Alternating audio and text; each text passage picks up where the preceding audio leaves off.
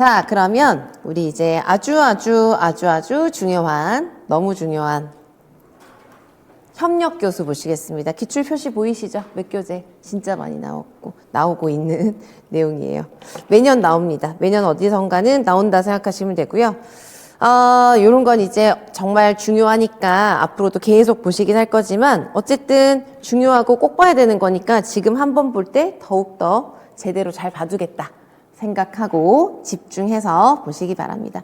오늘 또 첫날이고 다들 지금 열심히 잘하고 계신데 오늘의 집중력에 어떤 요 마음을 잊지 마시고 여러분 보셔야 돼요. 우리가 이제 짧은 과정이 아니다 보니까 그리고 여러분 오늘은 그래도 괜찮잖아요. 할만하잖아요. 그쵸? 오늘 내일 또 괜찮은데 또 내일만 해도 특수교육 평가 가면은 이제 뭐 점수의 유형 뭐 이런 거 나오고 해서 그런 거 좀 어렵게 생각하시는 분들도 계시고 하고 또 그 다음에 뭐 중반 이후로 넘어가고 그러면은 양이 진짜 많아지면서 막 힘들어질 수 있어요. 근데 그래도 차근차근 나눠서 하면 되는 거니까 처음 내가 이제 오늘 시작할 때 그런 집중력, 마음가짐 이런 걸 까먹지 마시고 태도를 잘 생각하시면서 보시면 좋을 것 같습니다. 어쨌든 이제 협력교수 중요하다. 열심히 보자. 이렇게 생각하시고요. 이제 협력교수는 뭐 원리도 나와 있고 한데요. 사실 이 원리는 우리가 뭐 좀 흔히 얘기할 수 있는 협력을 하는 거니까 두 사람이 함께 수업하는 걸 협력교수라고 하는 거거든요. 그러니까 여러분 생각해 보시면 한 학급의 학생들을 대상으로 해서 두 사람의 교사가 같이 수업을 하는 거니까 뭐 다양한 상황이 있을 수 있겠죠. 뭐 친밀도에 따라서 좀 협력이 잘 될 수도 있지만 또 삐그덕거릴 수도 있는 거고 안 맞을 수도 있고 뭐 협력을 그렇게 굳이 할 필요가 없는데 괜히 막 일만 만드는 걸 수도 있고 뭐 여러 가지가 있어요. 그래서 이제 기본적으로 우리가 협력교수라고 하는 거는 책임을 공유하고 그 다음에 의사소통도 서로 잘하고 서로 정서적으로 지지하자, 지원하자, 적극적으로 하자 뭐 이런 뻔한 얘기들입니다. 그래서 이거는 그냥 이제 간단하게 이해하시면 되고요. 이제 나머지는 이제 설명들이 나와 있는데 요거는 맥가이드에서 우리가 키워드를 요약을 하고 핵심을 요약하고 설명을 살펴보고 이런 식으로 하나하나 5가지를 볼게요. 그래서 여러분 협력교수는 이제 그런 거예요. 협력교수는 2명의 교사가 어떻게 한다? 협력해서 함께 수업을 하는 겁니다. 한 학급의 학생들을 대상으로 해서. 그래서 어떻게 수업하느냐의 수업 방식에 따라서 대표적으로 5가지가 나뉘어져요. 근데 이 5가지만 있는 게 아니라 사실 뭐 책에 따라 2-3가지 정도를 더 쓰기도 하고요. 그 다음에 여기에서 2-3가지를 시험으로 아직 나온 적은 없지만 추가적으로 2-3가지를 더 쓸 때 그 2-3가지를 다 보실 필요는 없지만 참고로 여기에다가 플러스 그냥 참고로 해서 괄호 처리를 좀 하자면은 교수 관찰 요거 하나만 더 써놓으세요. 요거를 제가 아주 옛날부터 개론서나 이런 데 있던 거라서 옛날 몇 교재는 했다가 또 몇 년 전에 이거 너무 언급이 안 되고 책에 안 나오고 강론에서 새로 나와도 이게 언급이 안 돼갖고 또 몇 교재 개정하면서 또 지웠었는데 최근에 또 강론을 보면은 요걸 또 언급하는 책이 또 있더라고요. 그래서 요런 게 있구나라는 정도 아주 간단해요. 그래서 플러스 교수 관찰입니다. 관찰 요거만 하나 메모만 해두시고 보세요. 그래서 요건 간단하게 이제 마지막에 알려드리도록 하겠고요. 요거를 제외하고 시험에 항상 많이 나오는 건 요 5가지입니다. 5가지. 그래서 바로 보시면 대안교수라고 하기도 하고요. 요거도 책에 따라 대안교수라고 많이 하는데 책에 따라 대안적 교수라고도 하고요. 그 다음에 스테이션이라는 것도 있고 평행교수가 또 되게 자주 나옵니다. 그 다음에 팀티칭. 그 다음에 교수 지원. 예전 책을 보면 교수 보조라는 말도 많이 있어요. 똑같은 겁니다. 근데 최근에는 뭐 이론서에서도 그렇고 우리 아까 법에서도 봤지만 보조라는 말 대신 지원이라는 말로 대체를 많이 하고 있는 분위기이기는 해요. 그래서 이 교수 보조도 예전 책을 보면 교수 보조도 있어요. 그래서 만약에 어딘가에 나오면은 그냥 똑같은 거구나라고 보시면 돼요. 그런데 대표적으로는 요즘 이제 교수 지원이라고 합니다. 그래서 이 5가지를 이제 우리가 상세하게 볼 거고요. 협력교수 이제 뭐를 하실 수 있어야 되냐면 거의 대부분 이거도 예시를 줘요. 그래서 두 교사가 한 교사는 이렇게 하고 있고 한 교사는 이렇게 하고 있다. 무슨 유형이냐? 요거를 구분하실 수 있어야 돼요. 예시를 보고. 그래서 협력교수를 보실 때 우리가 주의해야 되고 핵심을 보시는 건 뭐냐면 유형별로 구분할 수 있어야 된다. 유형을 구분해야 된다. 예시를 보고. 그래서 이걸 정확하게 구분하려면 각각의 협력교수의 핵심을 정확하게 알면 돼요. 이것만큼은 이 유형에서 빠질 수 없다. 이게 꼭 있어야 된다. 이런 게 있거든요. 그걸 보시고 그 다음에 이렇게만 유형을 구분해서 유형을 써라 이렇게만 문제가 나오는 게 아니라 뭐 예를 들어서 두 가지 협력교수의 유형을 어떠한 측면에서 비교해서 써라 이런 게 있어요. 그러려면은 뭐를 잘 정리해 두셔야 되냐면은 각 유형별로 특징이 있습니다. 그런 식으로 수업을 하기 때문에 예를 들어서 학생의 참여도가 더 높아질 수 있다던가 학생이 조금 더 협동을 하게 된다던가 뭐 서로 뭐 아니면은 조금 단점으로 경쟁을 하게 된다던가 하는 그런 특징이라던가 장단점이 있어요. 요거를 잘 이해를 하고 정리를 해주셔야 돼요. 그래서 여러 가지가 있거든요. 그런 걸 잘 이해하고 정리를 해서 이제 문제가 요구하는 것에 맞추어서 문제 상황이 주어진 이제 문제 상황에 따라 의도한 바에 따라서 여러분들이 그거를 정리해서 쓰실 수 있어야 돼요. 그래서 이걸 어쨌든 잘 하려면 제일 중요한 거는 각각의 유형을 구분하는 핵심을 알아두시는 겁니다. 잘못된 내용 없이 정확하게. 자, 그래서 먼저 대안교수부터 볼게요. 자, 대안교수는 여러분, 대안교수라고 하려면 제일 핵심이 뭐냐면 이제 이거는 다시 한번 협력교수는 뭐라 그랬죠? 몇 명의 교사가? 2명의 교사가 한 학급 대상으로 해서 수업을 하는 거예요. 그래서 어떻게 하는지에 따라서 나뉘어지는 거고 대안교수의 핵심은 뭐냐면 전체 학급이 있죠. 전체 학급이 있으면 전체 학급을 집단화를 합니다. 집단화. 이 집단화가 키워드예요. 집단화를 어떻게 하는지가 키워드예요. 그래서 집단화를 어떻게 하느냐? 크게 두 집단으로 구분한다고 할 수 있는데요. 이 두 집단이 같은 집단이 아니에요. 하나는 무슨 집단이냐? 대집단. 하나는 대집단. 하나는 그럼 대집단 아니고 뭐겠어요? 소집단. 그래서 사실 대안교수에서의 대집단이라는 거는 그냥 전체 집단과 거의 흡사하다고 생각하시면 돼요. 전체 집단에서 소집단에 들어가는 소수의 학생을 제외한 나머지가 그냥 다 대집단이라고 생각하시면 돼요. 이해되시겠죠? 그래서 여러분 몇 명의 교사가 지금 지도한다 그랬어요? 2명의 교사가 지도한다 그랬죠. 그러면은 대집단은 그냥 소집단을 제외한 집단이라고 보시면 돼요. 그러니까 일반적인 학생들이 있는 집단이고요. 소집단 학생들은 그러면 어떤 학생들을 소집단 학생으로 구성할까요? 하나의 수업을 하는데 이 친구들을 봤더니 지금 하고 있는 전체적인 내용을 따라가기가 좀 힘들겠다. 그래서 보충이 좀 필요하겠다. 또는 꼭 우리가 잘 못하는 학생만 생각할 필요가 없어요. 그렇지만 않거든요. 이 친구들은 똑같은 내용을 하는데 훨씬 더 심화된 내용을 좀 해주면 더 좋을 것 같아.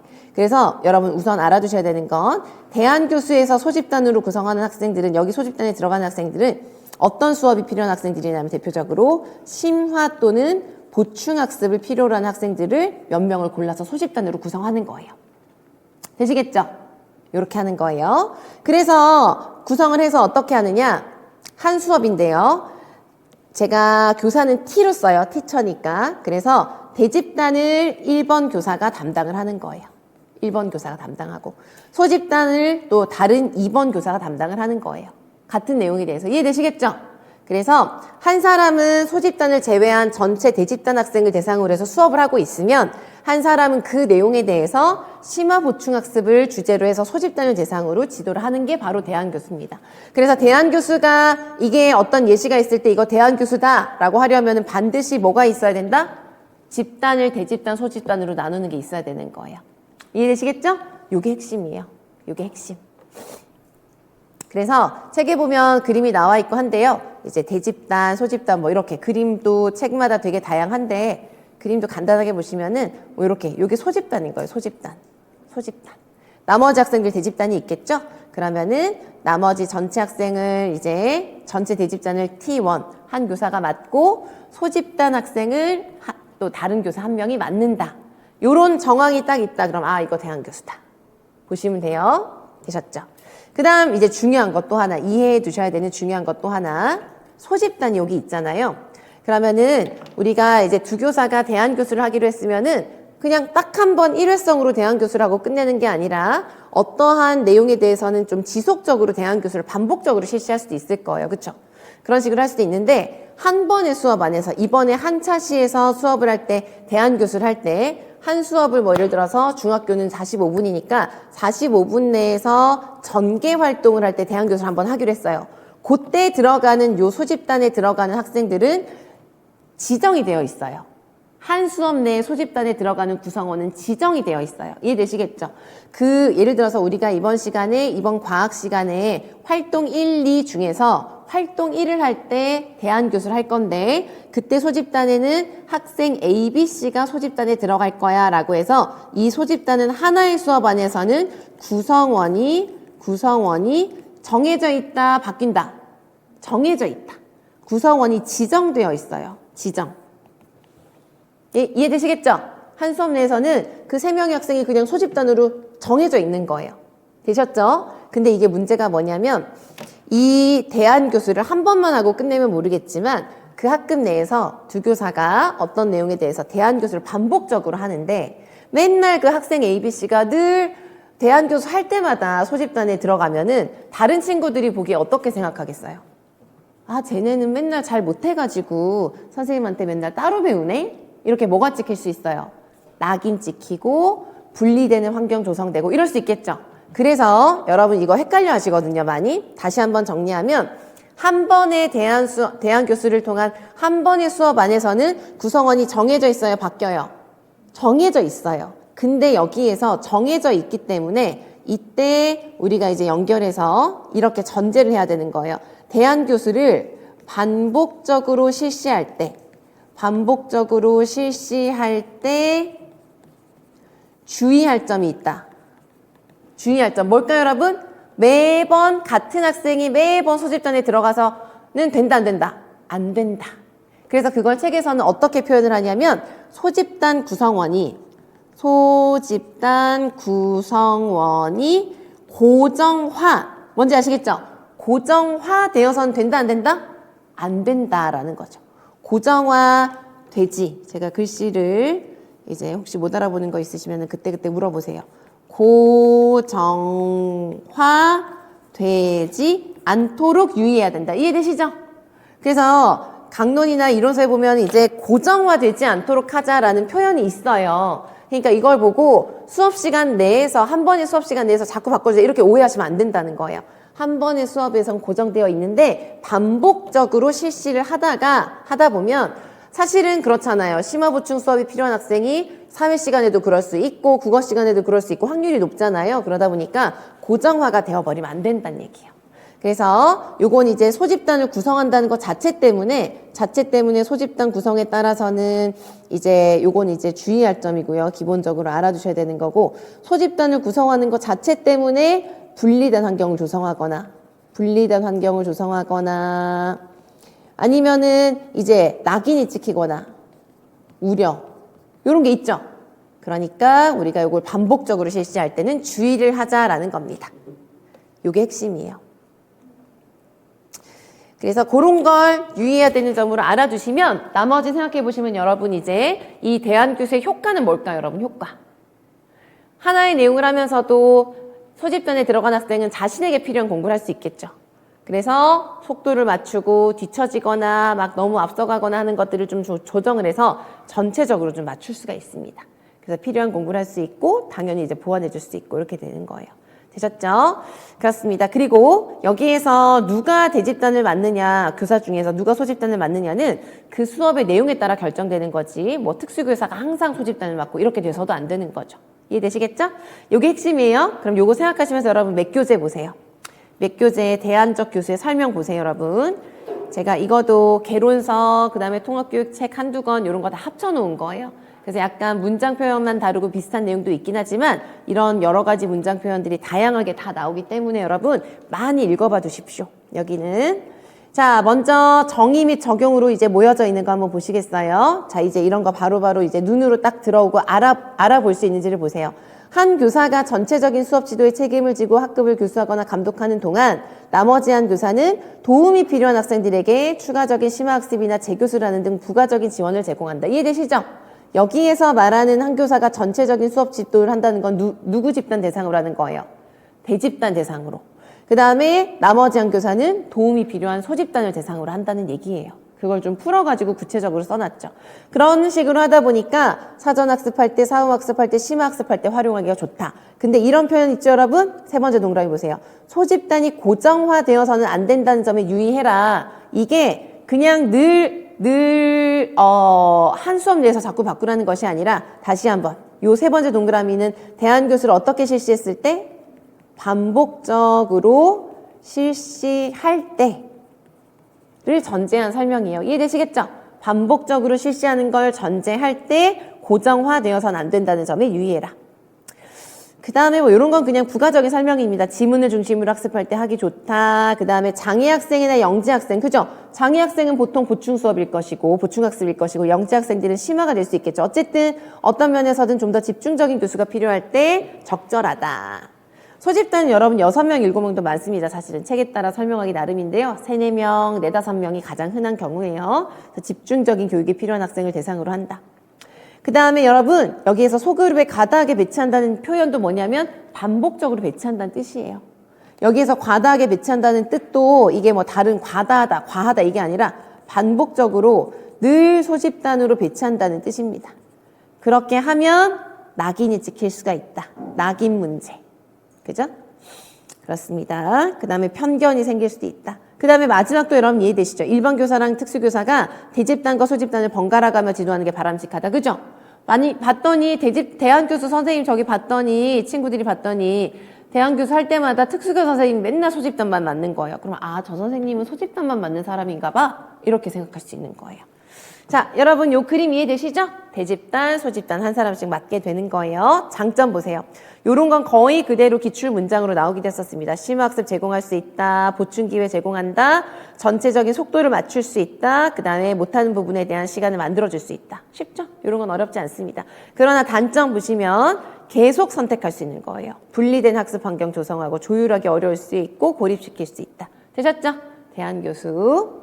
그래서 대안교수만 따로 떼어서 보면 또 여러분 또 어렵지 않습니다. 그죠? 그런데 문제가 요구하는 건 대안교수를 하나만 묻지 않고 뭐 교수 보조랑 교수 지원이랑 비교해서 뭔가를 쓰라던가 이런 식으로 많이 나오기 때문에 또 답안자성은 다른 문제가 될 수 있어요. 그래서 그런 걸 더 정확하게 쉽게 간결하게 하려면 각각의 이론을 잘 이해를 해두셔야 되는 겁니다.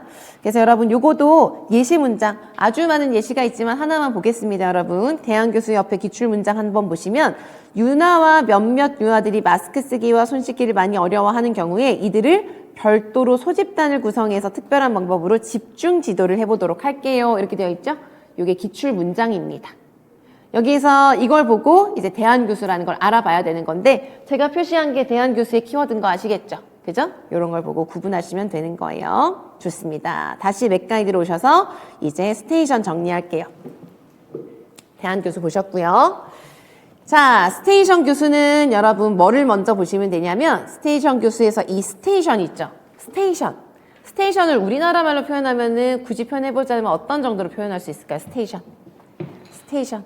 여기 스테이션, 저기 스테이션 이런 거는 여기서 말한 스테이션 뭐라고 생각하시면 되냐면 어떠한 학습의 영역이라고 생각하시면 돼요. 학습 영역. 스테이션을 만들어 놨어요. 스테이션 1, 2, 3. 근데 여러분 스테이션은 이제 거의 대부분의 많은 책에서 거의 대부분의 예시를 보면 스테이션이 3개 정도로 나뉘어져 있거든요. 근데 스테이션 교수에서 스테이션의 개수는 전혀 중요하지 않습니다. 상황에 따라 3개 할 수도 있고 4개 할 수도 있고 다 달라요. 2개 할 수도 있고. 그래서 스테이션 교수는 스테이션의 수로 보시면 안 되고요. 내용으로 보셔야 돼요. 근데 이제 가장 흔한 예가 교사가 2명이고 하다 보니까 가장 흔한 예가 스테이션을 3개로 구성하는 게 가장 많이 나옵니다. 근데 중요한 건 뭐냐면 이제 이 스테이션 교수의 가장 중요한 핵심은 뭐냐면 이제 한 수업이에요. 하나의 수업인데 학습 영역을 내용에 따라 나누는 거예요. 그래서 스테이션을 그냥 S로 쓸게요, 여러분. 스테이션 1, 스테이션 2, 스테이션 3 이렇게 스테이션을 구분을 하는 거예요. 학습 영역을 이렇게 구분을 해놔요. 여기에서 중요한 게 있어요. 여기에서 먼저 중요한 거 헷갈리시면 안 되는 게 이 구분을 한 스테이션 1, 2, 3에서 학습 영역 1, 2, 3에서 하는 내용은 각각 같은 내용을 다루는 스테이션일까요? 다른 내용을 다루는 스테이션일까요? 다른 내용이에요. 다른 내용. 각 스테이션마다 학생들이 가서 이제 스테이션에 가가지고 공부하는 거거든요. 가서 공부하는 내용은 각각 같다 다르다. 다르다. 그래서 각각 다른 내용을 다루는 스테이션에 가서 학생들이 돌아다니면서 공부하는 거예요. 그러면은 교사는 이걸 어떻게 맞느냐? 쉽게 스테이션 1은 한 교사가 맡고, 한 교사가 맡고, 1번 교사가 맡고, 그 다음에 스테이션 2는 2번 교사가 맡아요. 그럼 스테이션 교사가 2명이면 만약에 3명이면 3명에서 하면 되고요. 만약에 교사가 2명인데 스테이션이 하나 더 있다. 그럼 예를 들어서 여기는 학생들이 독립적으로 자기네들끼리 활동하는 것으로 구성하면 돼요. 이해되시겠죠? 근데 여러분 우리 반 뭐 예를 들어서 요즘 학생 수가 많이 줄었지만 예를 들어서 한 학급에 30명이 있다. 뭐 20명이 있다. 좋아요. 뭐든 좋아요. 근데 그 30명, 20명이 이렇게 3개의 스테이션이 있는데 단체로 우르르 다닐 필요 없잖아요. 그죠? 그러니까 스테이션 교수는 일단 이렇게 구성을 하는 거고요. 일단 기본적으로 스테이션 교수 같은 경우는 뭐를 구성할까요? 소집단을 구성하는 거예요. 그래서 소집단별로 스테이션은 소집단별로 각자 소집단끼리 소집단별로 스테이션을 돌면서 학습을 하는 거예요. 학습. 이해되시겠죠? 그래서 이걸 그림으로 나타내자면 다시 여기도 정리했지만 스테이션 1, 스테이션 2, 스테이션 3가 있죠. 그죠? 그러면은 예를 들어서 뭐 스테이션 1에서는 우리 뭐 겨울에 대해서 공부를 하자. 그래서 스테이션 1에서는 겨울에 먹는 맛있는 음식에 대해서 우리가 활동을 하자. 스테이션 2에서는 겨울 시절에 겨울철에 하게 되는 스포츠에 대해서 뭐 하자. 그 다음에 스테이션 3에서는 내가 겨울철에 재미있었던 경험을 그림으로 그리자. 뭐 이런 식으로 하는 거예요. 각각 여러분 다시 한번 스테이션은 각 스테이션에서 다루는 내용이 같다 다르다? 다르다. 그리고 그거를 각자 지정해 놓은 스테이션을 다시 한번 한 명의 교사가 1번 교사가 여기에서 하고 2번 교사가 여기에서 하고 여기는 뭐 T3이 해도 되고요. 아니면 독립적으로 하고 이렇게 되는 거예요.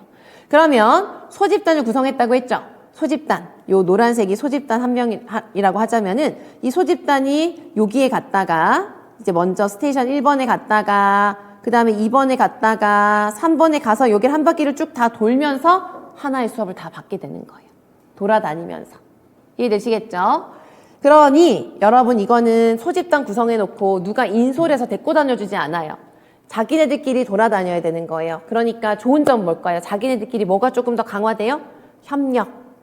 그 다음에 자기네들끼리 상호작용하고 서로 돕고 그러면서도 독립적으로 또 학습을 할 수 있어야 되고 하니까 그런 면이 강화되기도 하지만 예를 들어서 이 스테이션 교수를 하느라 소집단을 구성해 놨는데 막 그 안에서 잘 안 돼요. 그러면은 오히려 이제 스테이션을 돌면서도 학습이 잘 이루어지지 않는 그런 부작용이 있을 수도 있겠죠. 그 다음에 또 하나 여러분 스테이션 교수에서 많이 나오는 키워드 중에 알아두어야 하는 게 뭐냐면 요 노란색이 이제 소집단이잖아요, 여러분. 소집단. 근데 만약에 우리 학급이 20명이에요. 그런데 우리 학급에 어쩌다 보니까 장애 학생이 3명이나 있어요. 그래서 우리가 이제 소집단 구성을 하는데 우리가 소집단 구성도 여러분 용어 정리 하나만 하고 이제 이어갈게요. 집단 구성을 할 때 소집단 구성을 할 때요. 이런 표현이 나와요. 이질적으로 집단 구성을 할 수도 있고요. 이질적인 집단 구성을 할 수도 있고 동질적인 집단 구성을 할 수도 있어요. 집단 구성을 할 수도 있어요. 이질적 집단 구성은 무슨 말이고 동질적 집단 구성은 무슨 말일까요, 여러분? 이질적이다, 동질적이다. 이질적이라는 건 집단이 비슷하게 섞여 있다는 거, 비슷한 친구들끼리 섞여 있다는 걸까요? 다양하게 섞여 있다는 걸까요? 다양하게. 동질적 집단이라고 하는 건 잘하는 친구들끼리, 똑같은 특성을 갖고 있는 친구들끼리 이렇게 했다는 거예요. 그래서 여러분 앞으로 협력 교수를 할 때든 협동 학습을 할 때든 우리가 뭘 할 때든 소집단을 구성한다고 하면은 별도의 막 특별한 전제가 없으면 다 무슨 구성을 한다고 생각하시면 돼요? 이질적 집단 구성한다고 생각하시면 돼요.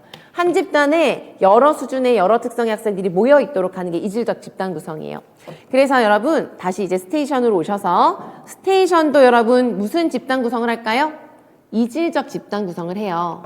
그래서 교사가 이제 보통은 이질적 집단 구성은 사실 학생들이 많고 그러면 굳이 막 한 명 한 명 구성하지 않고 그냥 랜덤으로 뽑기 같은 거면 웬만하면 평균적으로 이질적 집단 구성이 돼요. 그런데 여러분 이제 스테이션에 보면은 어떤 게 키워드로 중요하게 나오냐면은 전략적인 집단 구성을 한다라는 걸 기억해 두셔야 되거든요. 전략적인 집단 구성. 전략적인 집단 구성을 한다. 근데 여러분 여기에서 전략적인 집단 구성할 때 이 집단도 당연히 이질적일까요? 동질적일까요? 이질적이라는 거야. 이질적. 이질적인 집단 구성이 되도록 전략적으로 집단 구성을 해야 되는데 왜 그러냐면 스테이션은 이 소집단이 돌아다니는 걸 누가 이끌어줘야 자기네들끼리 해야 돼요. 자기네들끼리 해야 되니까 그렇게 자기네들끼리 돌아다닐 수 있게끔 이질적 집단 구성이 되어야 하는 거예요. 그렇지 않으면은 학습이 잘 이루어질 수가 없어요. 예를 들어서 우리 반에 20명의 학생이 전체 학생인데 3명이 장애 학생이에요. 근데 그냥 랜덤으로 우리 뽑기해서 정하자 그래서 어쩌다 보니까 A 집단에 이 3명의 장애 학생이 다 있다. 그래서 만약에 A 집단 같은 경우는 집단 구성을 하다 보니까 일반 학생 2명이랑 장애 학생 3명으로 구성되어 있다. 그럼 얘네들끼리 돌아다닐 수 있겠어요? 어렵겠죠? 그러니까 이질적으로 정말 골고루 이것 또한 동질적 집단에 가까운 거라고 할 수 있어요. 그렇기 때문에 이질적 집단 구성을 해서 자기네들끼리 잘 돌아다니고 독립적으로 돌아다니고 학습을 할 수 있도록 해야 되기 때문에 전략적인 집단 구성을 해야 된다라는 표현을 합니다. 이해되시겠죠? 그래서 그런 말들이 나오면 스테이션인가? 이렇게 한번 보라는 거예요. 보시라는 거예요. 되셨죠? 스테이션 어떤 건지 아시겠죠?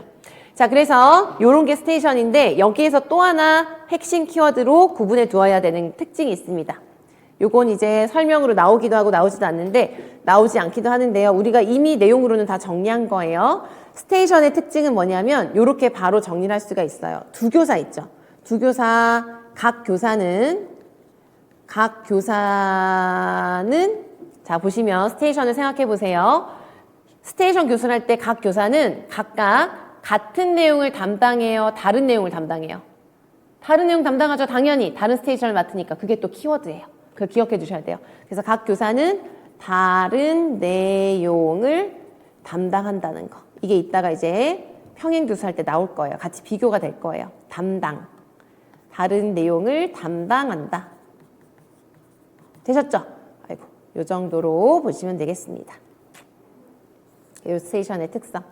자, 스테이션 보셨어요? 그럼 여러분, 요것도 몇 교재에서 스테이션 내용 한번 쭉 어떤 식으로 설명되어 있는지 확인해 보도록 하겠습니다.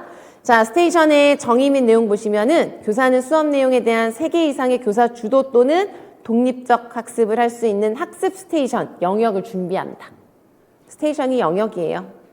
그래서 수업 내용에 따라 집단이나 모둠을 만들어서 자연스럽게 이동하면서 모든 내용의 학습을 한다. 이해되시죠? 어떻게 하는 건지. 학생들이 자연스럽게 이동하면서 모든 내용을 학습하게 되는 거예요.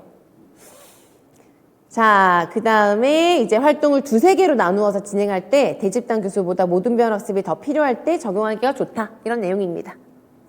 그 다음에 여러분, 그 다음 동그라미 보세요. 다양한 능력의 아동으로 구성된 무슨 집단? 이질적 집단. 근데 여러분, 기본적으로 제가 아까 말씀드렸죠? 별다른 전제가 없으면 그냥 이질이고, 만약에 이번 스테이션은 사실 수준별로 하는 게 좋겠다 그러면은 특별히 어떤 목적이 있으면 동질로 해도 가능은 해요. 절대 하면 안 돼. 이런 건 아니죠. 아닌데 이제 일반적으로는 이질 집단을 가지고 한다는 겁니다. 그 다음에 여러분 요거도 관련된 내용이 기출로 나온 적이 있는데 여러분 보시면은 각 집단 여기 그림으로도 나와 있지만 A, B, C 이렇게 이제 스테이션이 있을 때 여러 집단이 골고루 돌아야 돼요. 근데 예를 들어서 한 집단이 한 스테이션에 너무 오래 있으면 어때요? 다른 집단이 줄 서서 기다려야 되겠죠. 그래서 타이머와 같은 것들을 통해서 시간 점검을 하는 전략이 필요할 수 있다. 그런 설명입니다. 그래서 집단 나눴고 보세요. 교사 역할. 본인이 맡은 수업. 근데 각각 같은 내용, 다른 내용? 다른 내용. 그래서 스테이션에서 두 교사가 각각 맡은 내용은 다른 내용을 맡는다라는 게 키워드라는 거 기억하세요. 기억 안 해도 우리가 스테이션을 이해하면 알 수 있는 거지만. 자, 그래서 장단점 한번 보시겠습니다. 여러분, 학생들끼리 돌아다닌다 그랬죠? 그래서 능동적이에요. 형태가. 그 다음에 여러분, 선생님이 혼자 수업하고 있고 전체 학생이 선생님을 보고 있는 거에 비해서 스테이션에 소집단별로 돌아다니니까 주의 집중력이 더 좋아지겠죠. 학생이 교사당 학생 비율이 낮아지니까. 그들끼리 돌아다니니까 협동, 독립성, 그 다음에 학생들이 내가 반응해 볼 수 있는 기회가 증가되는 거예요. 그 다음에 여기 나왔죠? 전략적으로 집단 구성. 이거는 이제 개론서에서 장점으로 설명하는데 사실 장점이라기보다는 유의할 점이라고도 할 수 있어요. 이렇게 해야 되는 거예요. 근데 이렇게 할 수 있다는 것 자체도 뭐 장점이기도 하죠.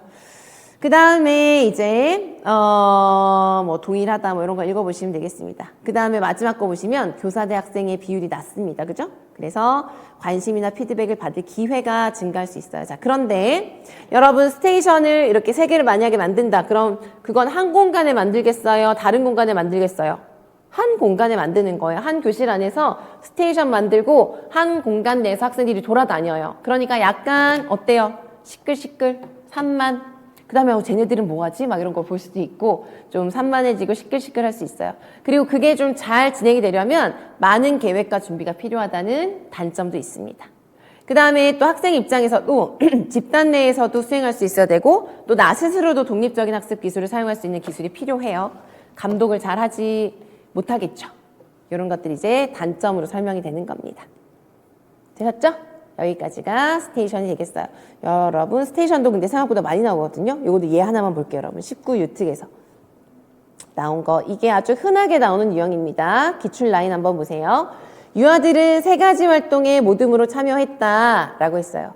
그래서 여러분 여기 보시면 나가 나오고요. 박 선생님이 나오고요. 원감 선생님이 나와요.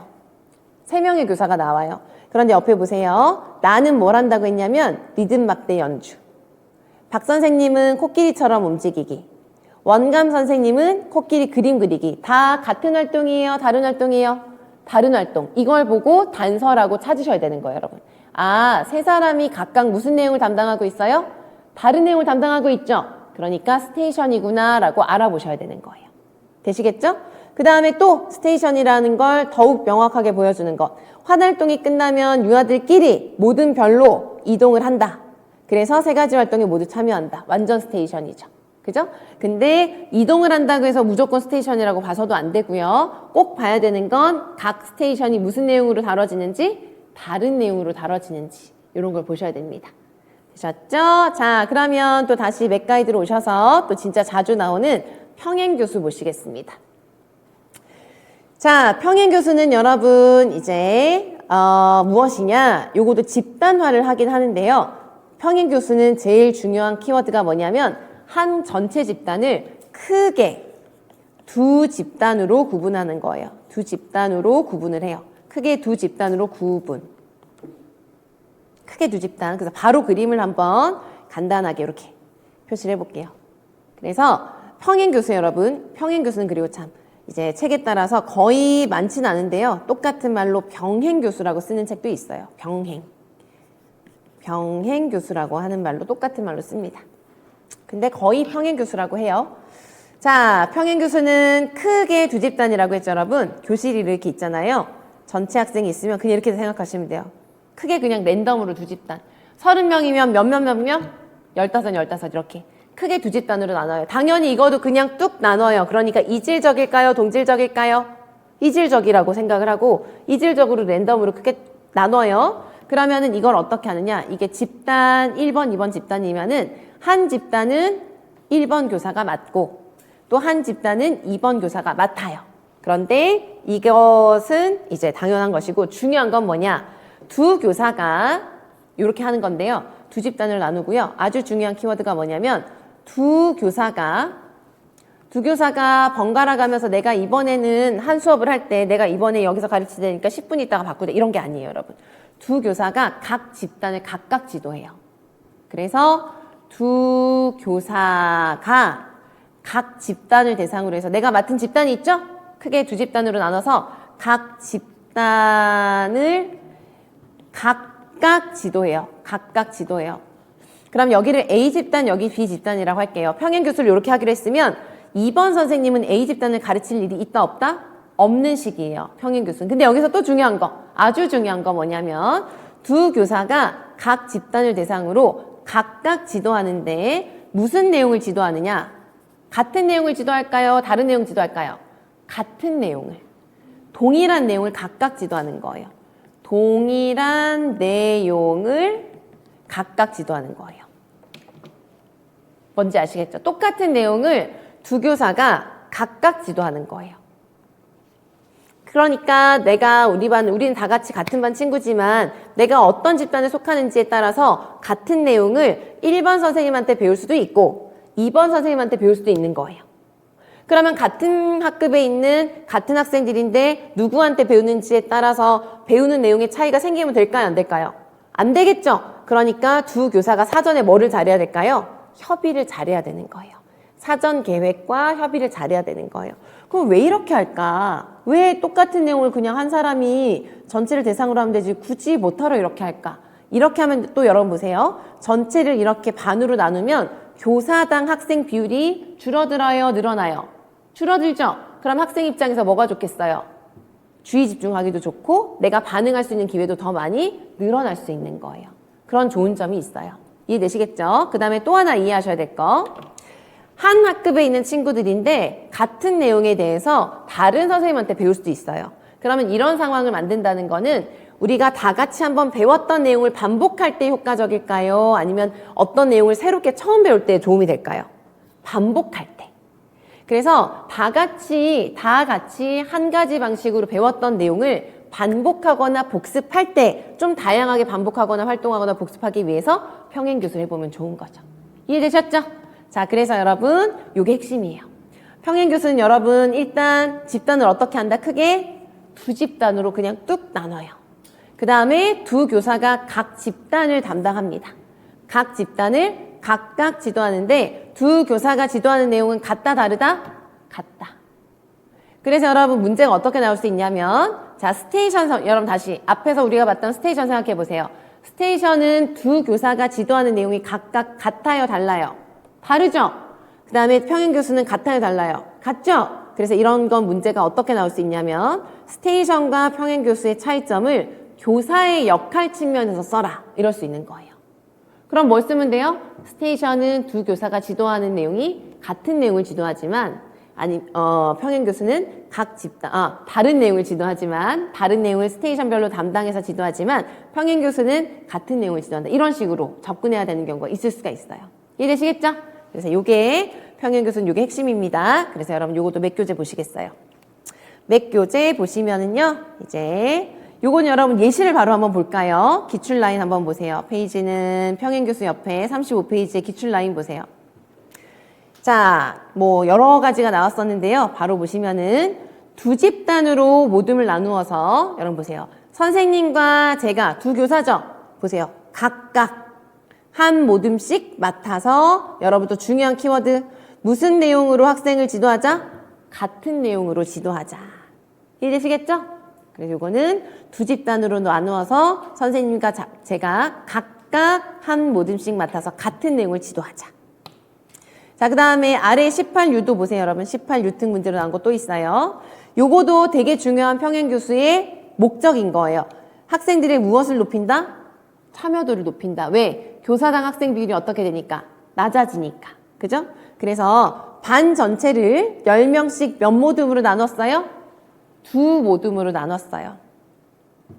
그래서 여러분 여기에서는 송편 만들기 수업을 한다고 했는데요. 이 송편 만들기 수업을 한다는 것 자체가 이게 보여주는 게 무슨 의미예요? 같은 내용 수업을 한다는 거예요? 다른 내용 한다는 거예요? 같은 내용, 같은 송편 만들기라는 걸 각 모둠에서 각각 여기 보시면 동시에 한다라는 말이 있습니다. 동시에. 그래서 이런 게 평행교수라는 걸 보여주는 단서가 되는 거예요. 그렇게 했더니 참여도가 좋아졌고 뭐 활발하게 상호작용을 했다. 이런 얘기들이 나옵니다. 되셨죠? 이런 식으로 평행교수가 나왔어요. 자, 그럼 평행교수 설명 보시겠습니다, 여러분. 자, 정의 및 적용해 보시면 두 교사가 함께 계획하고 학급을 여러 수준의 학생들이 자, 여긴 풀어서 썼는데요. 여러 수준의 학생들이 섞인 두 집단이라고 했으니까 이것도 이질적이에요, 동질적이에요? 이질적이죠? 여러 수준의 학생이 섞인 두 집단이라고 했으니까. 그래서 여러분 중요한 거 나눈 다음에 같은 내용을 동시에 각각 지도한다. 그죠? 그러니까 우리가 같은 반에 있는 학생을 지도하는 건데 다르게 지도하면 안 되니까 내용의 동질성을 위해서 구체적인 무엇, 사전 협의가 아주 중요합니다. 여기까지 가르치자. 이런 게 아주 중요한 거예요. 그 다음에 우리 얘기했죠? 반복 학습을 하거나 아니면 어떤 주제를 가지고 하는 프로젝트 학습에 적절하다. 이런 얘기입니다. 그 다음에 같은 내용을 좀 더 작은 집단으로 나누어서 지도하는 게 효과적이라고 생각이 들면은 평행교수를 하면 좋죠. 나머지는 예시라고 읽어보시면 되겠고요. 그렇습니다. 그 다음에 요건 동질 집단으로 할 수도 있다라는 추가적인 사항이니까 밑에서 세 번째 동그라미는 참고로 보시면 되겠어요. 그래서 이제 나머지는 반복이 되는 거니까 읽어보시고요. 요렇게 그림만 보셔도 아시겠죠? 같은 수의 학생들이 같이 이렇게 크게 둘로 나뉘어져 있고 각 교사가 지도하는 거예요. 그래서 이렇게 하다 보니까 장점을 보시면 여러분 효과적인 복습이 된다. 여기서 말하는 효과적인 복습 형태를 제공한다는 거 우리가 다 얘기한 겁니다. 효과적으로 무슨 학습을 할 수 있다? 반복 학습을 좀 효과적으로 하는데 활용될 수 있다. 이게 특징이라는 거예요. 그 다음에 또 반복되는 거 학생들의 반응을 독려한다. 교사단 학생의 비율이 감소한다. 이해되시겠죠? 그래서 참여도가 높아질 수 있다라는 게 키워드입니다. 근데 여러분 단점 보시면 이것도 여러분 한 공간에서 이루어져요? 다른 공간에서 이루어져요? 한 공간에서 나눠가지고 우리는 같은 반 친구들인데 각각 배우고 있는 거예요. 같은 내용을. 그러니까 아 저기는 뭐하고 있지? 막 이렇게 경쟁의식이 생길 수도 있고 산만해질 수도 있고 그렇습니다. 그래서 동일한 수준의 성취가 어려울 수 있다. 조율이 어렵다. 서로 점검해야 된다. 시끄러워진다. 경쟁 야기한다. 이해되시죠? 이런 것들이 전부 다 단점이나 유의점이 될 수가 있습니다. 그래서 협의를 아주 잘하고 계획을 잘해야 되는 거예요. 되셨죠? 자, 그 다음에 또 와서 이제 팀티칭. 팀티칭은 좀 더 간단합니다. 팀티칭은 뭐냐면 집단을 구분하지 않아요. 팀티칭은 키워드가 뭐냐면 집단으로 구분하는 게 있다 없다? 없습니다. 그냥 팀티칭은요. 그림으로 바로 나타내면 돼요. 이게 원래 집단이죠? 그러면 집단 구분해가지고 뭐 얘네는 선생님 1번이 나누고 뭐 이런 거 없어요. 그냥 키워드가 뭐냐? 전체 집단을 대상으로 해서 두 교사가 함께 지도합니다. 함께. 앞에 나가서 함께. 지금 같은 경우는 저랑 다른 선생님이 같이 지도하는 거예요. 그래서 함께 지도하는 거예요. 함께 수업을 하는 거예요. 그러려면 여러분 중요한 게 생각보다 중요한 게 어떨까요, 여러분? 두 사람이 동시에 여기에 교단에 서 있는 거예요. 그래서 같이 수업을 하면은 막 이렇게 말이 섞이거나 꼬이거나 그러면 안 되겠죠. 그래서 이것도 굉장히 경험이 많고 노련한 사람들끼리 해야 되는 것이고 협의가 중요합니다. 그래서 예를 들어서 이렇게 하는 거죠. 우리가 뭐 이것도 이제 모든 수업에 효과적인 게 아니라 예를 들어서 어떤 수업은 한 사람이 설명해주면 한 사람이 시범을 보여준다거나 이런 식으로 해서 한 가지의 내용을 두 사람이 좀 효과적으로 보여주는 게 있을 때 그럴 때 이제 할 수 있는데요. 이 팀티칭은 처음에 이제 경험이 없거나 그러면은 삐그덕거리고 부딪히고 조금 이렇게 좀 협력이 제대로 안 될 수가 있어요. 그래서 경험이 좀 많은 경우에 효과적이다라는 겁니다. 그래서 팀티칭은 어쨌든 여러분 키워드는 이거예요. 집단 구분 없고요. 두 교사가 함께 전체를 대상으로 해서 역할을 나눠서 지도하는 겁니다. 되시겠죠? 이게 키워드예요. 몇 교재 바로 보시면 되겠어요. 그래서 팀티칭 바로 보시면은요. 그래서 팀티칭의 정의가 뭐냐면 모든 학생을 대상으로 하는 거예요. 두 교사가 모든 학생을 대상으로 하는 겁니다. 구분하지 않고 동일한 책임과 역할을 가지고 함께 수업한다. 이게 키워드겠죠, 여러분. 함께 수업한다. 그런데 함께 동시에 말을 하면 안 되겠죠. 그러니까 번갈아 가면서 다양한 역할을 하는 거예요. 그래서 교수 역할을 공유한다. 이런 표현들이 자주 나옵니다. 근데 이 팀티칭을 하는데 뭐 하다 보니까 옆에서 한 교사는 계속 그냥 멀뚱멀뚱 서 있고 거의 한 교사가 다 주도하고 있고 그래 보이면 안 되겠죠. 그럼 학생들이 봤을 때 어때요? 아 조금 저 선생님은 그냥 보조자인가? 이런 생각을 할 수가 있는 거예요. 그리고 여러분 이거를 학생들이 이제 보고 있으니까 학생들이 또 뭘 볼 수가 있냐면 아 저렇게 두 사람이 같이 수업을 할 때 저렇게 하면 되게 좋구나. 저렇게 협력할 수 있구나 라는 걸 모델링을 해줄 수도 있는 거예요. 이해되시겠죠? 그래서 그런 설명들이 쭉 나와 있고 키워드는 그래서 동등한 참여, 동등한 책무성 이런 것들입니다. 그래서 이제 같이 서로 전문성을 신뢰할 수 있어야 된다. 그래서 오히려 역효과가 있을 수 있다. 그래서 잘 협력해야 되는 것입니다. 그래서 여러분 그림 보시면 이해되시겠죠, 그죠? 그래서 교사 1과 2가 함께 수업을 주도하는 방식입니다. 그래서 두 교사가 여러분 앞에서 같이 주도를 하고 있고 하니까 학생들이 보면은 여러분 이제 개별 도움 주기 뭐 이런 거보다는 역할과 교수 내용을 공유하고 개별 도움 주고 이런 것들이 이제 교사가 여러분 여긴 좀 헷갈리실 수가 있는데 책에도 요 정도만 이제 나와 있거든요. 그래서 요 앞에 세 가지는 교사가 이제 학생을 보고 자료 수집을 하거나 그 다음에 역할을 하거나 개별 도움을 주거나 하는 거예요. 교사가 이런 걸 하기가 용이하다라는 거예요. 이렇게 해보면. 그 다음에 아래 보시면 두 교사가 앞에서 협력하고 있는 걸 보여주는 거잖아요. 그러니까 모델을 제시하는 거예요. 누구에게? 학생에게. 그런 설명이에요. 학생에게. 그래서 학생들에게 적절한 어떤 모델로서의 역할도 할 수 있다라는 설명입니다.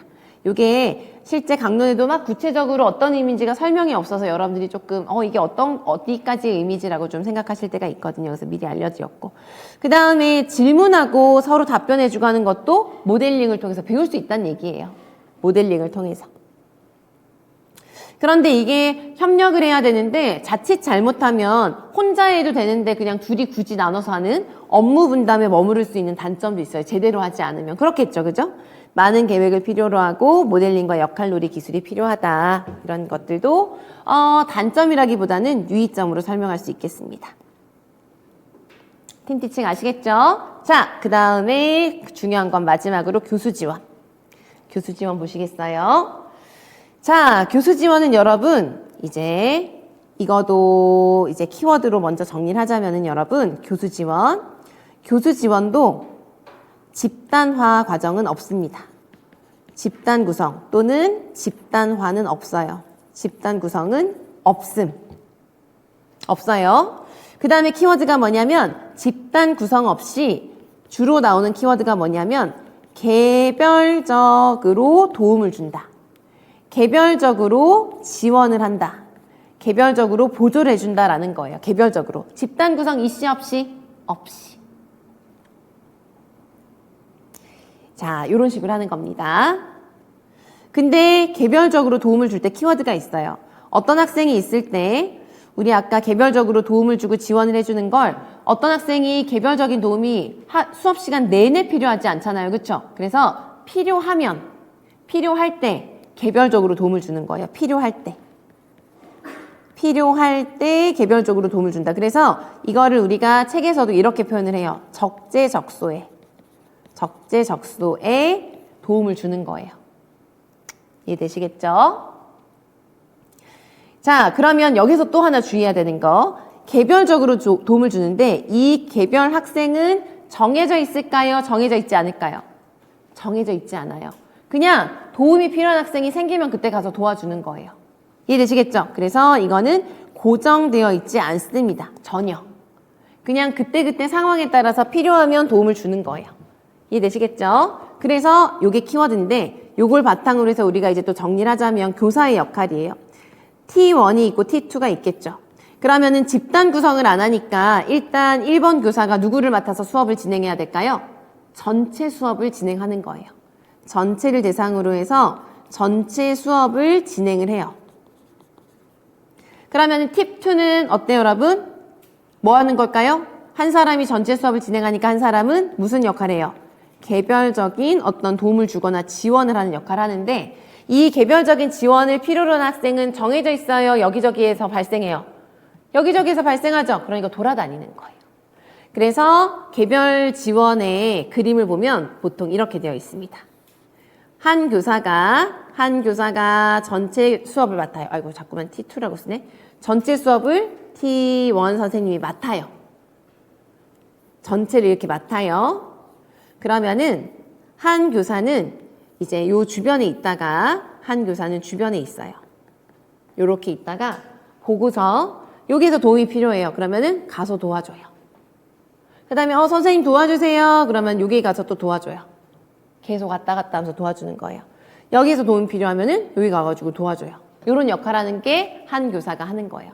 그래서 이제 여러분 여기에 거의 대부분 교수 지원이라고 하는데 간혹 어떤 책에 보면 길게 명칭을 쓸 때가 있어요.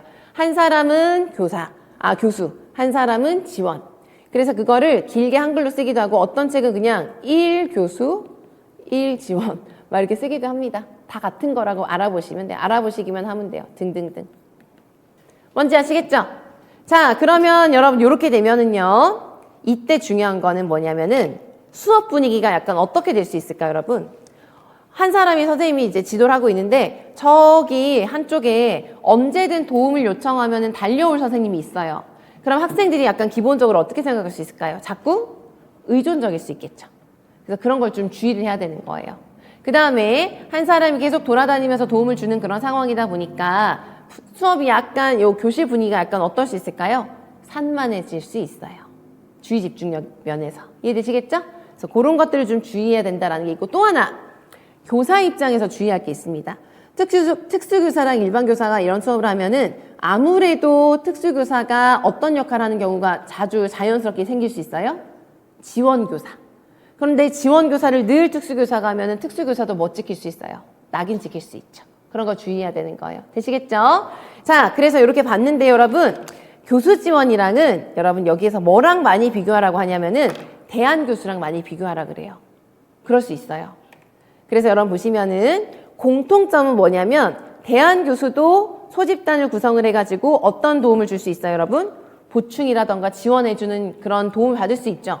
그 다음에 교수 지원도 여러분, 교수 지원을 하는 거니까 이렇게 지원을 받는 학생들이 여러 명의 소수의 학생들이 있습니다.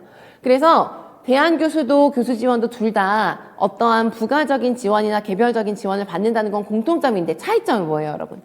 교수 지원은 그 개별적인 지원을 받는 학생이 정해져 있어요? 정해져 있지 않아요? 정해져 있지 않아요.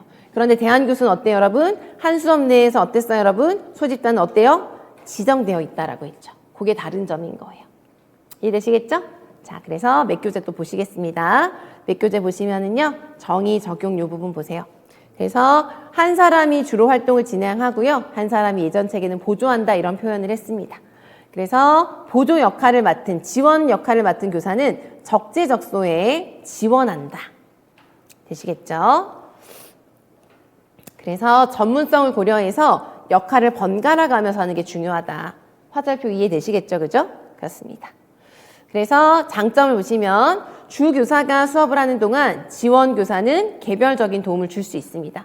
그러니까 개별적으로 필요한 학생이 수업에서 뒤처지지 않고 따라갈 수 있도록 해주는 거죠. 그래서 참여를 할 수 있도록 하는 겁니다. 그래서 이거는 사실 한 사람은 그냥 수업을 진행하면 되고 한 사람은 도움을 주면 되기 때문에 사실은 그다지 많은 협력을 요구하지 않는다. 그래서 초기에도 초임 교사도 할 수 있다 뭐 이런 거예요. 근데 여러분 이 교수 보조나 교수 지원은 단점을 잘 봐주세요. 단점이 중요합니다. 그래서 보시면은 언제나 주교사가 일반 교사가 되고 언제나 보조 역할을 맡는 게 특수교사가 되어서는 안 된다. 이해되시겠죠? 왜냐하면 또 교사가 역으로 낙인이 찍힐 수가 있어요. 그 다음에 완전한 동질한 파트너가 되도록 해야 되고요. 학생의 주의 산만 주의해야 된다. 의존적인 학습자로 만들어서는 안 된다. 이해되시죠? 우리 다 짚어본 내용입니다. 그래서 그런 것들을 좀 주의를 해야 된다라는 걸 핵심으로 알아두시기 바래요. 자, 그래서 여러분 우리가 다 봤는데요. 여러분 다음 페이지에 보시면 그 외에 여러분 보시면 그림자 교수, 제가 요거는 이제 맥 플러스로 해서 제가 맥 플러스는 기본에서 조금 더 들어간 내용, 조금 더 지역적인 거라고 했죠. 처음에 소개해드릴 때. 그래서 그냥 참고로 보시면 되는데 보완적, 지원적 등등등이 있습니다. 근데 제가 아까 맥가이드에서 교수 관찰이 있다라고 했죠. 요게 최근에 강론에 또 한번 언급이 됐더라고요. 그래서 교수 관찰을 이제 그냥 조금 알아두셔도 괜찮을 것 같은데요. 교수 관찰은 뭐냐면 이것도 간단해요, 여러분. 한 사람은 전체 수업을 하는 거예요. 그리고 한 사람은 뭐 할까요? 체계적인 관찰하는 거예요. 그냥 이렇게 방관하고 있는 게 아니고요. 목적을 가진 어떤 관찰을 하는 거예요. 예를 들어서 A 학생을 좀 집중적으로 관찰하는 거예요. A 학생을 그동안 봤더니 자꾸 수업 시간에 옆 친구를 괴롭히는 거예요. 그래서 한 사람은 수업을 하고 한 사람은 예를 들어서 저 학생이 수업 동안 한 시간의 수업 동안 몇 번이나 괴롭히느냐. 뭐 이런 걸 관찰하는 거죠. 이해되시겠죠? 그래서 여기서 말하는 관찰은 어떠한 이제 그냥 방관하고 그냥 보고 있자 이런 게 아니라 필요한 자료를 모으기 위한 체계적인 관찰을 하는 거예요. 되시겠죠? 그러면 그것도 효과적일 수 있겠죠, 그죠? 그래서 역할을 딱 나눠가지고 관찰, 어떠한 정보를 체계적으로 모으기 위해서 관찰하는 거다라고 알아두시면 돼요. 되셨을까요, 여러분? 이렇게 해서 우리가 이제 협력에서 협력 교수에 해당하는 것까지 해서 다 보셨습니다.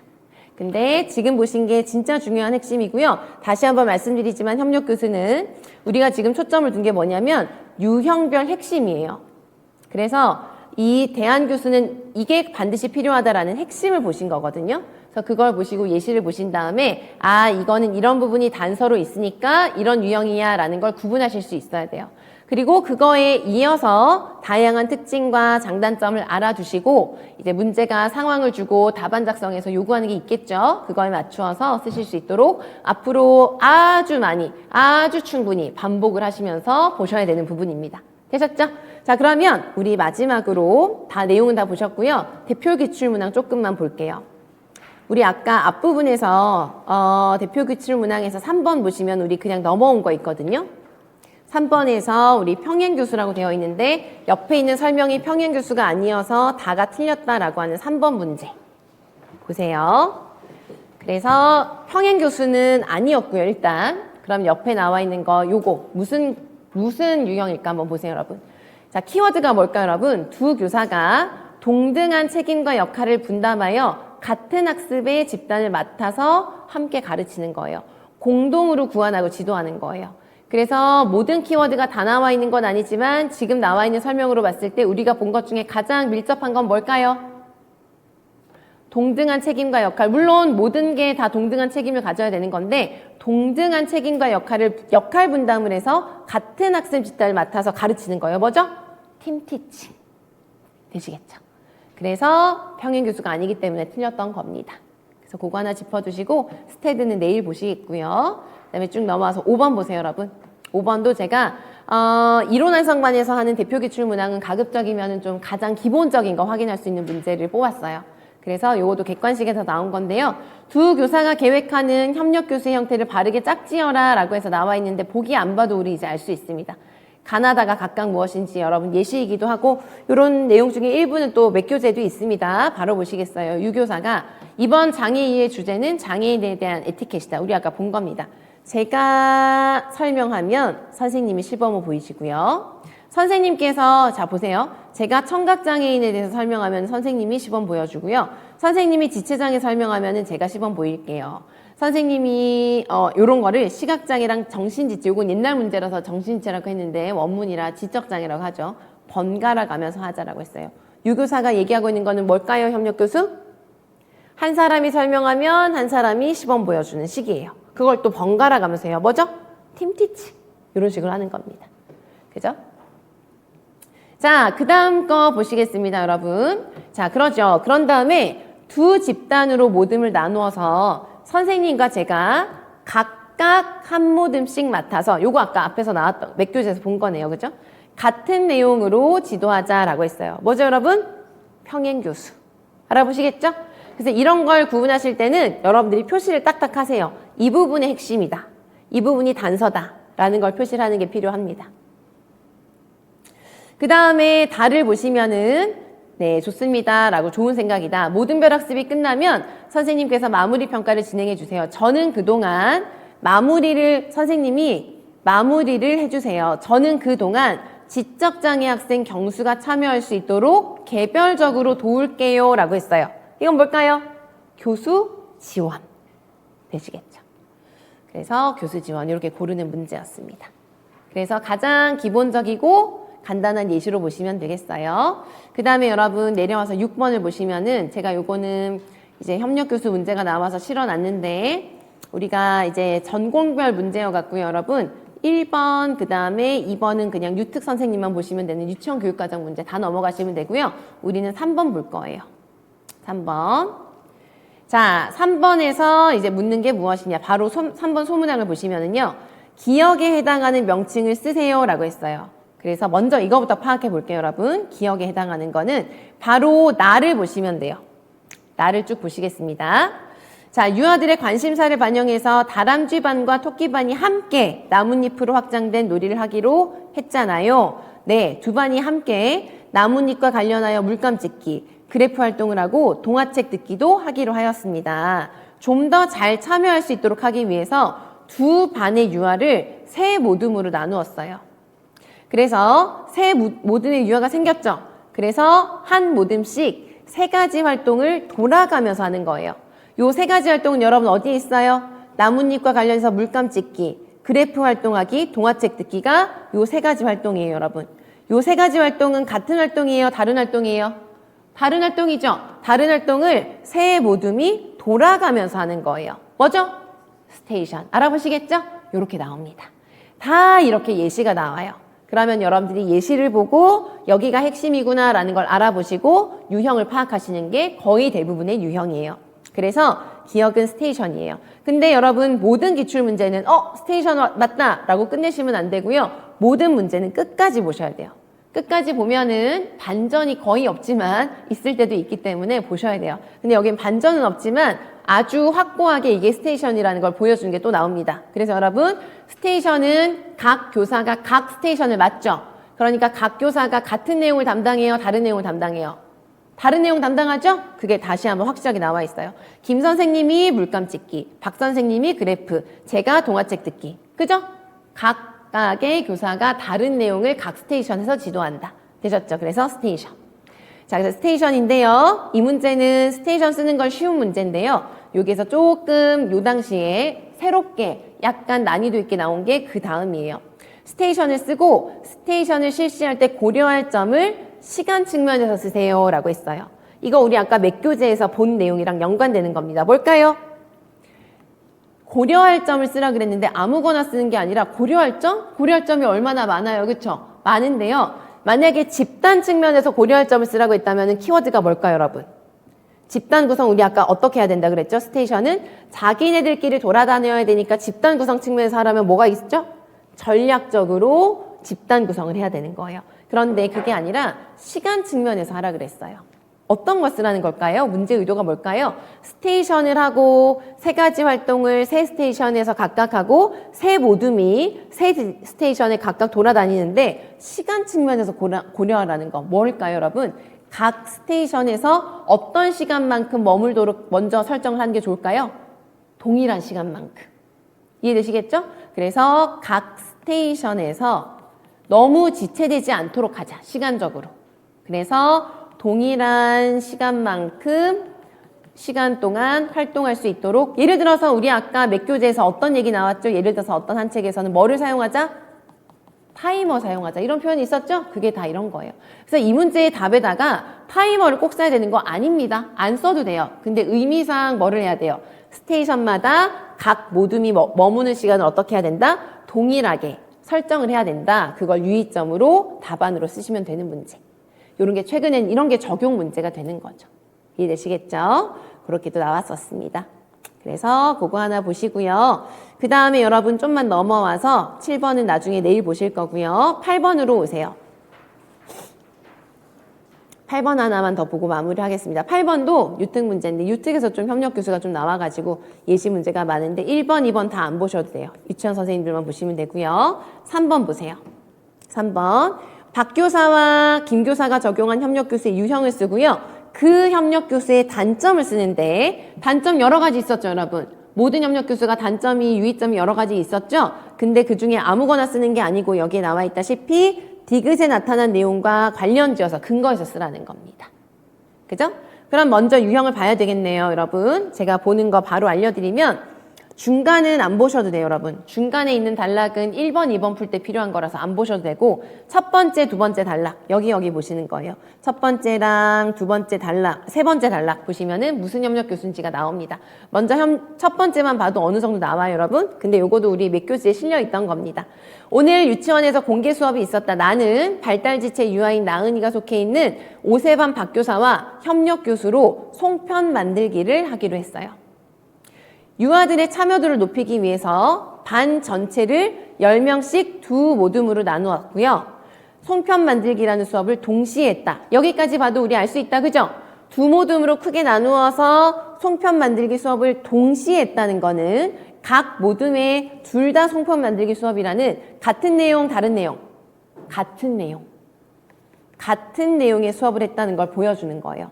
같은 내용의 수업을 두 모둠으로 나누어서 각각 했다는 얘기예요. 그래서 우린 평행교수라는 걸 알 수 있는데 세 번째 단락에도 평행교수라는 단서가 계속 나옵니다. 동료 교사들의 참관록을 읽어보니까 내가 맡은 모둠보다 박 교사가 맡은 모둠에서 더 적극적이었다는 거예요. 디귿. 그래서 우리가 지금 써야 되는 건 뭐냐면은 디귿은 여러분 디귿 있죠. 디귿. 디귿을 보고 우리가 단점을 써야 되는데 디귿은 평행교수의 단점을 보여주는 거예요? 장점을 보여주는 거예요? 단점. 여기에 근거해서 단점을 쓰라는 거죠. 키워드가 뭘까요, 여러분? 같은 내용을 두 교사가 각각 지도했는데 거기에서 뭐가 발생했다는 거예요? 수업에서 차이가 발생했다는 거예요. 그래서 우리 아까 몇 교재에서도 봤었지만 평행교수는 내용의 무슨성을 유지하는 게 중요해요? 동질성. 근데 동질성을 유지하지 못하고 이렇게 좀 차이가 생겨버렸다는 게 단점이죠. 그래서 이 문제의 답은 여러분 보시면요. 디귿에 나타난 내용에 근거해서 단점을 쓰라고 했으니까 디귿에 나타난 거 굳이 안 써도 돼요. 뭐만 정확하게 쓰면 돼요? 단점을 쓰되 그 쓰는 단점의 내용이 디귿에 대한 내용이어야 하는 거죠. 그래서 두 교사가 같은 내용을 지도함에도 불구하고 두 집단에서 학습상에 뭐가 발생할 수 있다? 차이가 발생할 수 있다는 단점이 있다. 요것만 쓰시면 되는 겁니다. 왜 단점이 발생하고 뭐 어쩌고저쩌고는 부연 설명할 필요 사실 없어요. 이거는 단점만 쓰면 돼요. 해당하는 단점만. 되시겠죠? 그래서 그런 식으로 쓰는 게 평행교수가 또 나왔고요. 그러나 여러분 우리가 문제는 풀었지만 제가 문제 끝까지 보자 그랬죠. 그래서 여러분 뒤에 나오는 거 보세요. 그러나 나은이가 다른 수업 때보다 수업 참여도도 높았고 상호작용도 활발했다. 요거는 이제 답이랑 답 쓰는 거랑 상관없지만 이거는 평행교수의 뭐예요? 장점이 그대로 나와 있죠. 그래서 이런 말들이 밑줄은 없지만 이런 설명이 더 있음으로 인해서 이건 확실하게 평행교수다라는 걸 더욱 확실하게 알 수 있는 겁니다. 그래서 이런 식으로도 문제가 나왔다라는 거 체크하시면 되겠습니다. 자, 그래서 이런 게 비교적 최근에 협력교수에서 묻는 것들이에요. 그래서 여러분 잘 봐주시고 이렇게 이제 대한교수부터 해서 대표적인 것까지 보셨고 이게 추가적으로 교수 관찰도 아까 보셨습니다. 되셨죠? 그래서 여기까지 협력에 해당하는 협력 교수까지 해서 대표 기출 문항까지 다 보셨고요. 내일 여러분 오셔가지고 이제 통합교육에서 남아있는 협동학습 또래교수 보시고 특수교육 평가로 넘어가고 이렇게 보도록 하겠습니다. 그래서 오늘 수업은 여러분 첫 시간 오셔서 이래저래 새롭고 하셨을 텐데 집중해서 열심히 하시느라 너무 고생하셨고 오늘 수업은 여기까지 하도록 하겠습니다. 수고하셨습니다.